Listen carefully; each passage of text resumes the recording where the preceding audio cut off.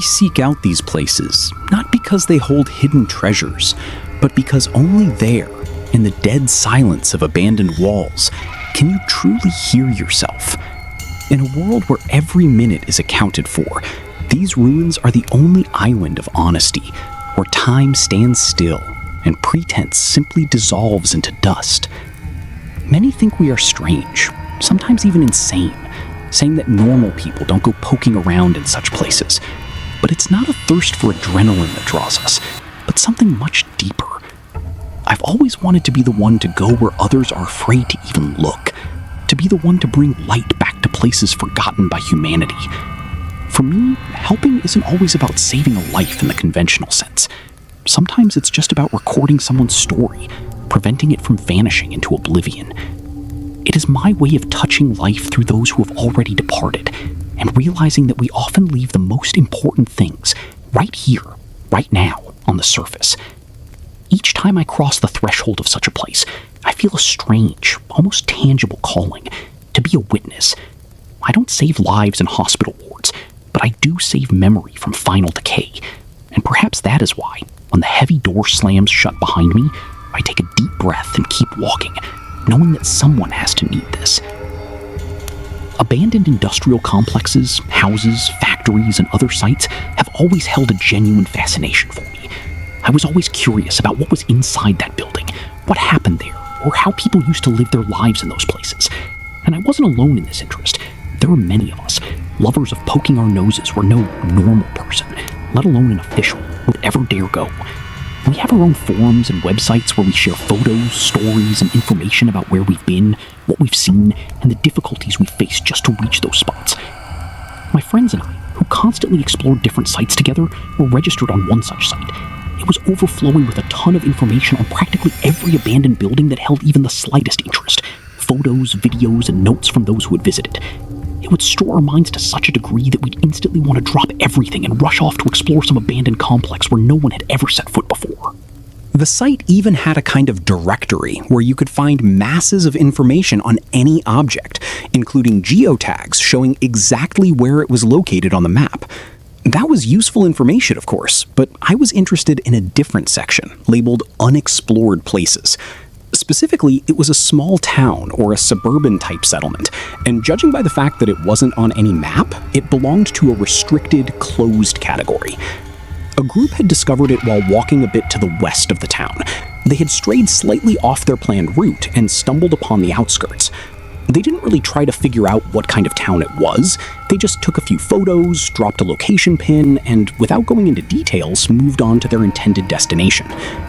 Information about this place had been up for nearly 3 months, but nothing ever came of it beyond discussion. Everyone seemed to want to go, to look around, to take photos, but some were busy, others couldn't make it, and the rest were just waiting for someone else to go first, so they could admire the beauty later without risking their wallets or their health. And in truth, you needed to be in incredibly good shape to get there. The terrain was tough, forests, swamps, and bodies of water. Having read the comments from the group that crossed the area, I realized it would be quite a journey. They complained that the devil himself would break his legs before getting a few kilometers in. The forest was dense, the mosquitoes were suffocating, the humidity was extreme, and you couldn't sleep properly because everything was damp and the bugs were biting day and night. They also noted that the place was crisscrossed with animal trails. In short, curses were raining down from all the participants of that trek, and they all said it was their last time going in that direction to that particular object. No matter how much they cursed the place or what they said about it, the desire to enter that town never faded. On the contrary, it only grew. And I might add, not without reason. First, you would be the first person to visit, and for someone like me, that means a lot. You'd take great photos, see interesting sights, and observe how and where people used to live, what they did, how they relaxed, where they went. It was, at the very least, interesting. An important fact was that you would be the first to enter all those houses and buildings, which could contain many valuable things. Sometimes, stalkers have found a town or an underground complex, or just a corner of one, where no one had ever been. And they hauled out equipment or instruments that even by today's standards are worth an insane amount of money. But This little town was exactly the kind of place where there was truly something to see. The photos showed 7 5-story buildings. Judging by the young trees growing near them, the town had been abandoned a long time ago. Based on the layout of the houses, it was clear there were several streets. The map showed only dense forest where the town stood. No roads and certainly no settlements. But that didn't mean a thing. Sometimes it happens that you can't find an existing settlement on a map, even one that's still populated. Places that were left off maps like that weren't built for nothing. They were definitely used for something serious, because the costs of building such a place are colossal. But that's just speculation. In reality, you might find nothing in that town. Empty apartments with anything of value already removed. But it could also be that the people who lived and worked there were evacuated, and the town was placed in mothballs. They left a skeleton crew to guard it while the masses left, and then it simply became unnecessary. The people who were watching over it left. The equipment remained. In short, there were many possibilities, and which one I'd encounter was anyone's guess. A trek like this is serious business, especially heading into places like that. You have to plan every detail, down to what you might need and how much of it to take. I spent 3 days fiddling with my backpack, constantly adding and removing things, but those who hike often know, no matter how well you prepare, you'll definitely forget something. Flashlights, a camera, a compass, a printed map, and a million other things necessary just to make it there. And then you have to think about what you'll eat and how you'll cook it. In short, the packing was long and rather tedious. In the end, my backpack weighed 23 kilograms, 5 of which were just plain water. God knows when I'd be able to find fresh water, or if I'd be able to find any at all. And stagnant water means a bunch of parasites. I've heard it all before. The fairy tales about how if you pass water through a filter and boil it, the parasites die. In some places, the water is so foul that even boiling won't help. So no matter how much water you carry, it's never enough. As for the route to that town, it was no less than 38 kilometers from our starting point. That seems like a trivial distance to cover in a day, but that's just a deceptive impression. The terrain is impassable, and part of the path runs through marshland. It's not quite a swamp, but the ground is so saturated with moisture that you end up walking essentially through muck. On the way, we had to visit a spot located just a short distance from the town, some summer cottages. There were only a few, 4 or 5, where we could comfortably hole up and then reach the town early the next morning. The 3 of us arrived at the starting point of our journey: Dennis, myself, and Daniel. All of us were loaded down with backpacks, miserable, standing at the bus stop, smoking and discussing the plan of action. "Are we going straight to town?" Daniel asked. "No, we'll spend the night in those cottages and head into the city in the morning." "I don't like those cottages," Dennis said. "Creepy place." "Why is that?" I asked. "Well, judging by the photos, the town is big, but there are almost no cottages. Plus, the previous group wrote that there were human bones at the bottom of a dried-up well." "Oh, who knows?" I replied. "They'll tell you any old thing just to boost their own reputation." "I doubt it. Those guys have been hiking for a long time. They wouldn't just invent something like that." "But even if they are human, what, are you afraid of bones?"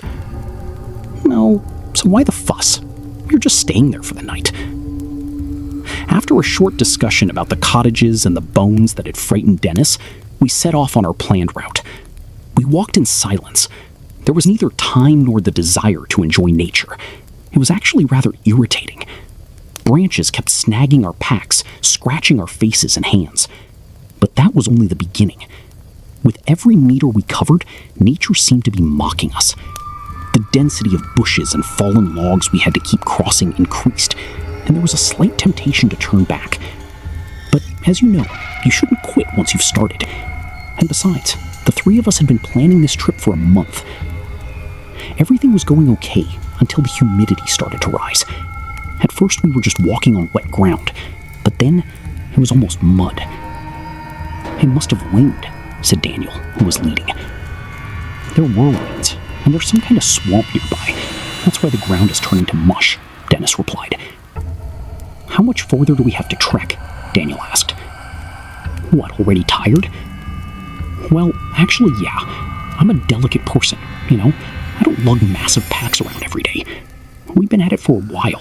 I'd really like to have a snack and rest. We've only gone 7 kilometers through this thicket, I replied. Let's eat? Sure, I replied, and we all stopped.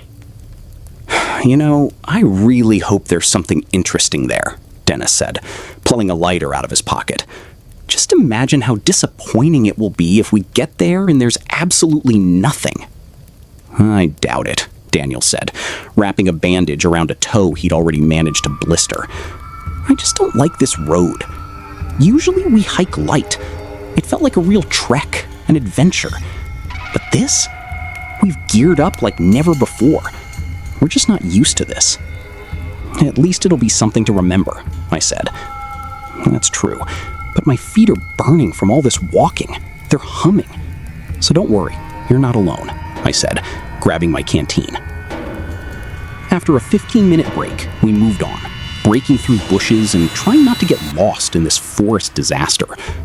I don't see much point in recounting how we made our way through the woods. We walked, we cursed, we tripped over roots, and at some point we thought about turning back. We didn't encounter any wild animals, which I was glad about. I really didn't want to run into a wild boar. With all the commotion, we didn't even notice when we reached those very summer cottages. What time is it? I asked when I saw the first overgrown house. Around 6, Daniel replied, picking burrs off his clothes. Well, let's spend the night here and head into town in the morning. Maybe we should walk the rest of the way now? Dennis asked. If you want to, you go ahead, but I'm not going anywhere until morning, Daniel said. Well, okay then. Let's look around. Of all the houses, we chose the one where the previous group had apparently spent the night. Surprisingly, they'd left everything in perfect order, and even left a small gift with a note. Eat up and don't get messy, the note read, weighed down by several cans of stew. Those guys have a sense of humor, Dennis said, inspecting the stove. Daniel grunted. So are we setting up in the kitchen? Yeah, that'll probably be more comfortable, I said, unpacking my backpack. The kitchen, just so you know, was small. The amenities included a stove, which had been preserved very well and worked perfectly, a table, and 5 chairs, which had most likely been dragged over from neighboring houses. That was effectively all the luxury we had, but on the other hand, we didn't need anything more.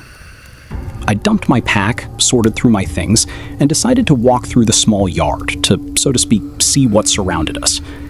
Behind the house was a bathtub full of water, a broken greenhouse, and a doghouse that caught my attention. A neat white skeleton lay next to it, still tethered by a chain. That's creepy, I thought, walking up and taking a few photos. Apparently, the owners had left in such a hurry that they forgot about the dog, and the poor creature met its end tied up. Either they forgot or something happened, the thought flashed through my mind. Otherwise, the yard didn't seem particularly special or interesting, and I returned inside. The stove was already crackling, fueled by a large cabinet that Dennis had broken up. Daniel was dealing with his blisters, and I, to help out, decided to handle dinner. I pulled out some pearl barley, onions, pepper, and, as is customary, the canned stew. We didn't risk eating what had been left for us. We carefully moved it off the table. All right, let's begin. I swiped the pot from Daniel, filled it with water, and put it on the stove, which had already heated up. While the water was warming, it was the perfect time to chop the onion and decide how much stew to add to my masterpiece. People in this business fall into 2 types: those who eat porridge with stew, and those who eat stew with porridge. As luck would have it, I belonged to the latter, so I confiscated a can from each of us. After some simple preparation, the green went into the pot first, followed by the stew, and then just the onion. A very useful and wonderful vegetable.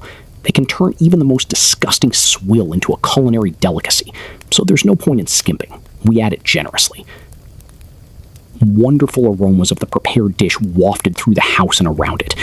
I was even afraid that someone might come out to investigate such an appetizing scent, but everything turned out fine. We ate, cleaned up, prepared for tomorrow's hike, and sat down on our sleeping bags in the middle of the kitchen. It was about 9 p.m., and despite all the exhaustion, we weren't sleepy. Want to watch a movie? Daniel asked. Wait, do you have internet? I asked. No, I have a phone with movies downloaded on it. I thought people like that had died out. Usually nobody downloads anything anymore. But yeah, the habit remained, and here it actually felt appropriate.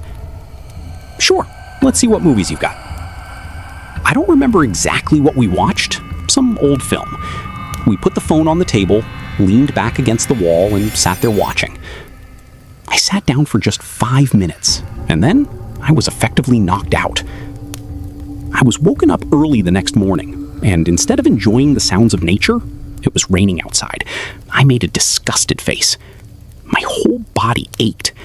Unaccustomed to such hikes, it was letting me know that someone had gone a little too overboard yesterday with the forest trekking and lugging heavy packs.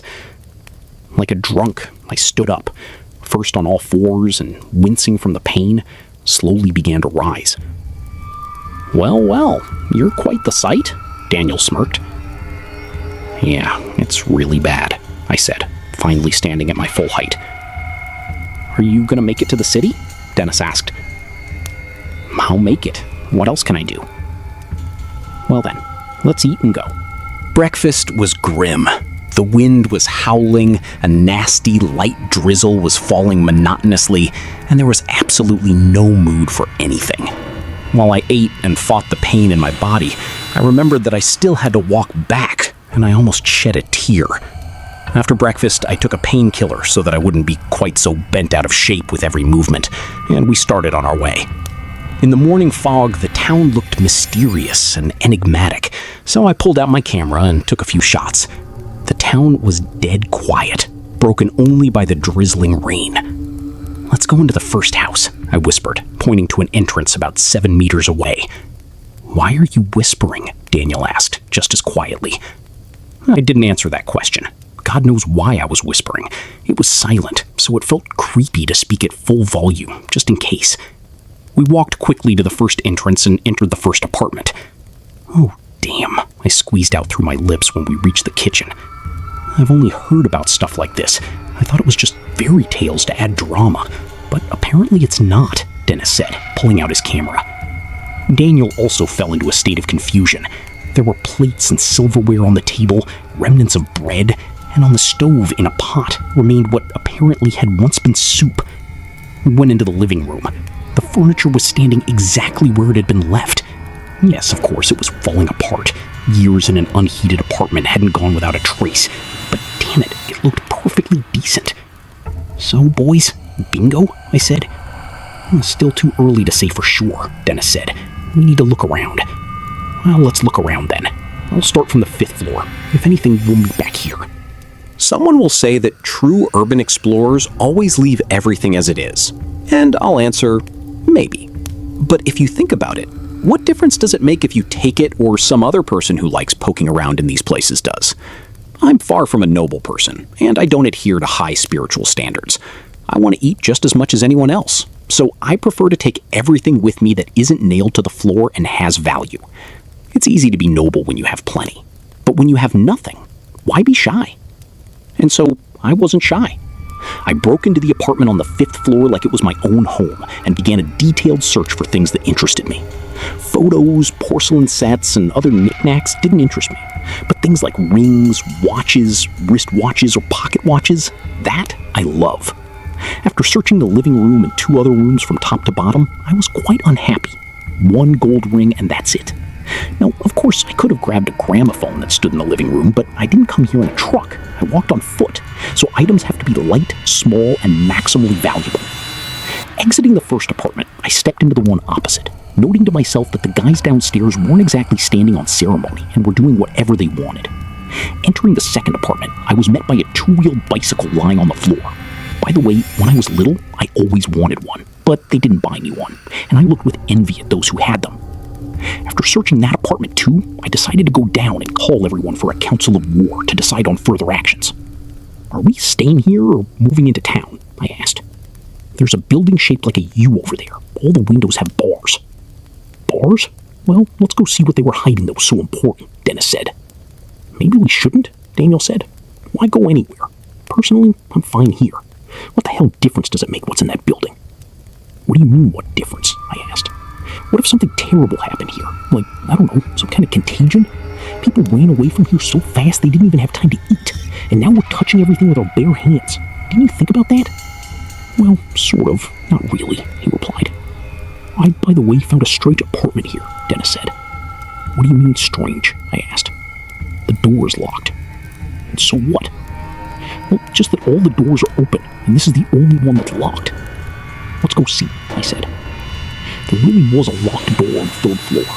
We conferred and decided that we needed to open it just out of interest. I kicked the door with all my might, but it didn't even budge. Then we stood there thinking about how to break it down, when someone from the other side of the door struck back at us. The blow was so strong that the crows flew off a nearby birch tree. "Let's get out of here," Daniel said, and started to make a run for it. Dennis grabbed him by the collar and said, "Stop the hysterics.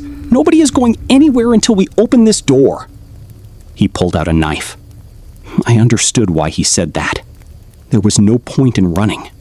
Whoever was sitting in there, at the very least, knew we were there, and by running away, we'd leave them behind us, giving them full freedom of action. But Daniel was, shall we say, not the brightest guy, and continued to shake. "Calm down," I said. I kicked the door, and maybe something just fell against it, a coat rack or a wardrobe. How absurd that sounded. A coat rack fell. They had hit the door. They had definitely hit it. Nothing had just fallen. It seemed to have had an effect on Daniel. He was standing there without the urge to run headlong anymore.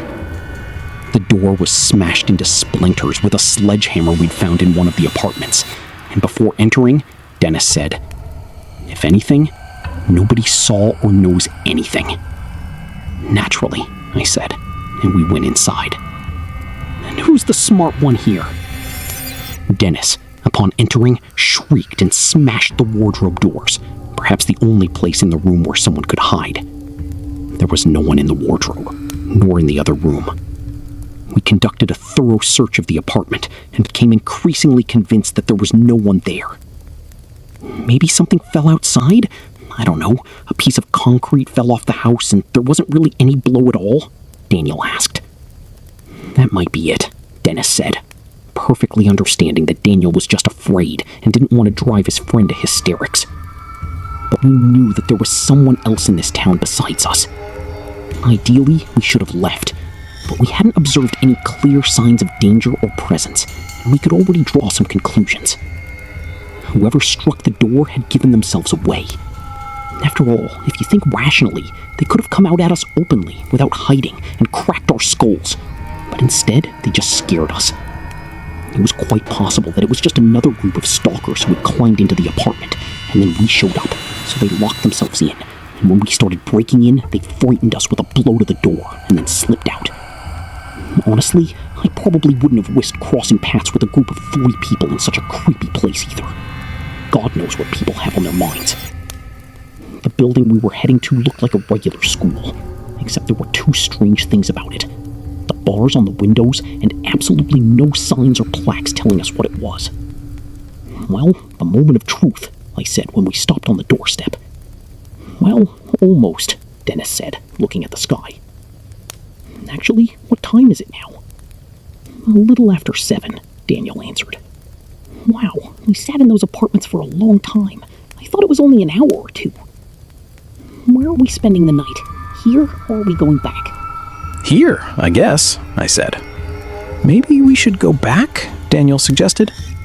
No, if we go back through the woods now, it'll take too long, and if we get lost by evening, that's a recipe for disaster, Dennis said.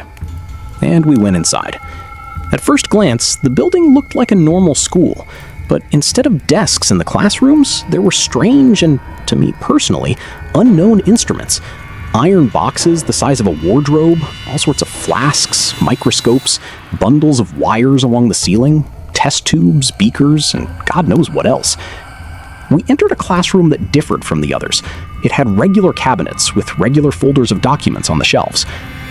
Now we'll find out what they were doing here, I said, taking the first folder of documents I came across and starting to search for somewhat readable pages. Because of the dampness, many documents had run, and reading them was impossible, and the ones I could read, I didn't understand at all. While I was reading and digging through papers, the guys were exploring the neighboring classrooms. Judging by the sound and the clatter they were making, I gathered there was something worth grabbing. An hour later, they both returned. "Well, does it say anything?" Dennis asked. "Just that it's time to eat and wrap it up. We'll look around until noon tomorrow, and then we need to head back." "Why?" Daniel asked. "There were some medical studies here, but I don't understand what field. But there are no scary words like test subject or virus here." "Well, that's great," Dennis said, closing the door and starting to suspect the wardrobe. "What's that for?" Daniel asked. "Well, you see, besides us, there are some vegetables running around here. While I was walking through the office, I saw 2 of them run across the street in the distance. So we eat and sleep in shifts and leave one on duty. The first shift fell to Daniel, then to me, and the last one to Dennis. "Get up," Daniel whispered, shaking my shoulder. "What is it?" I asked. "Everything's fine. It's just your shift." I looked at my watch, and sure enough, my time had come. I was issued a phone with a movie folder opened, and headphones, so it wouldn't be quite as boring, and so I wouldn't accidentally fall asleep, and I started my watch. I sat in the corner, leaning my back against the wall, so the light from the phone wouldn't be visible through the window from the street. Sometimes I'd pull out an earbud and listen to what was happening in the building. Rustles and strange, incomprehensible sounds. Somewhere a crow cawed, somewhere a tree branch rubbed against the glass. It was eerie. But in the spectrum of these sounds, I clearly heard one, and a very suspicious one at that. Have you ever heard how someone walks under a window through damp grass? That was exactly the sound I heard. Someone was creeping. Not walking, but creeping. They stepped carefully, apparently guessing that at least one of us was awake, and that really got on my nerves. This vegetable that had apparently scared us at the apartment door was now, judging by the sound, literally half a meter from the window. And if it weren't for the bars on the windows, I would have found a way to catch it and gut it for those little games, because at that moment, it stirred nothing but aggression in me. You tell me, would a normal person do such a stupid thing? No, of course not. But this one was creeping, which meant it had plans for us. I jumped up in place, and I think I even shouted. Everyone scrambled and turned on their flashlights. "What was that?" Dennis asked. "I have no idea," I replied. We looked at each other for a while, and then heard footsteps, which, judging by the sound, were in the entrance area. Without saying a word, we rushed to move the wardrobes and barricade the entrance. We put one wardrobe near the window so we wouldn't be seen. "Where is there even electricity here?" Dennis asked, pushing the last wardrobe to the door. "I have no idea," I replied. The footsteps we had heard turned into a growl, and someone was stomping around on the second floor above us. We sat there and tried not to even breathe. Before the shift change, I heard someone creeping under the window, I whispered. "Did you see who it was?" Daniel asked. "Nope." I was sitting there, thinking, if it gets closer, I'll take a look. The stomping intensified again. They were running down the stairs, and only then did I note that it was an animalistic stomping. People don't make such sounds when they run. It was more like a pack of large dogs running down the steps, large and very heavy. The sound moved, and now it was in the entrance area of the building, but we continued to sit quietly. Someone walked carefully along the corridor, occasionally stepping on the trash that lay underfoot. Dennis gestured for us to sit quietly and not fuss. The footsteps slowly approached the door and froze. None of us made a sound. We sat there almost petrified, ready at any moment to throw ourselves at the doors to prevent them from opening. Then this mysterious someone leaned against it, but to no avail. The wardrobes we braced the door with didn't even move, and we heard confident, retreating footsteps. We sat like that all night, waiting, thinking that this mysterious someone would return, or that a pack of wolves, that's what we nicknamed the phenomenon that ran through the whole building at night, would come to the door. But nothing of the sort happened. As soon as it dawned, we pushed the wardrobes aside and bolted from that town.